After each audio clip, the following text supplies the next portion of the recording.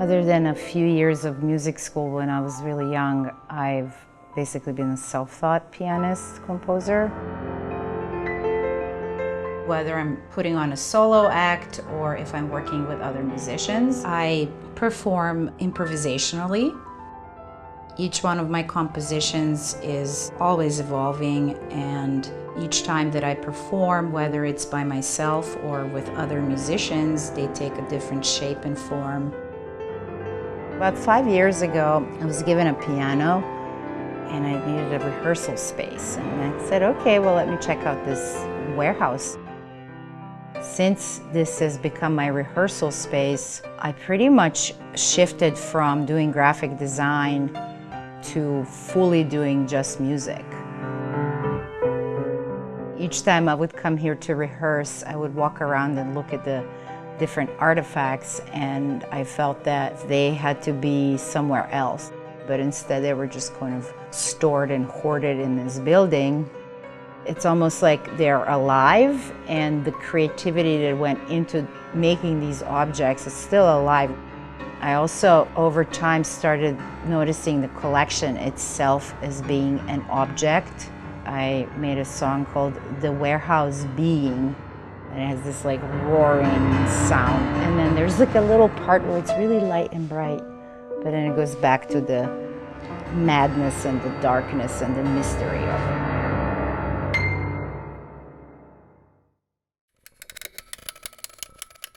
When I met Dennis Mayer at the Mattress Factory and saw his installation, it made a lot of sense. It is so full of stuff and things are everywhere, just like the warehouse. It just made sense to put music inside of Dennis's installation. So whenever Dennis first showed me the installation, he pointed out that there were holes that he made in the floors. And we put a speaker up on the 3rd floor, and then we discovered that you can still hear the music on the 1st floor very faintly, and then as you go up, it becomes louder and louder. In a way, the music kind of guided the audience through the installation upwards. I've been trained in design and visual language. It made perfect sense to me how to translate visual objects into sound. A local artist, Kevin Bednar, and I were already collaborating.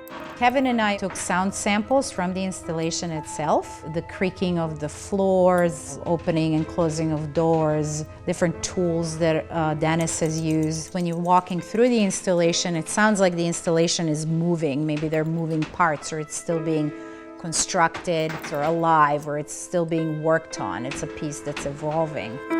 Once the music was in there, the entire piece was animated suddenly, much like the sound animates movies, right, in soundtrack design.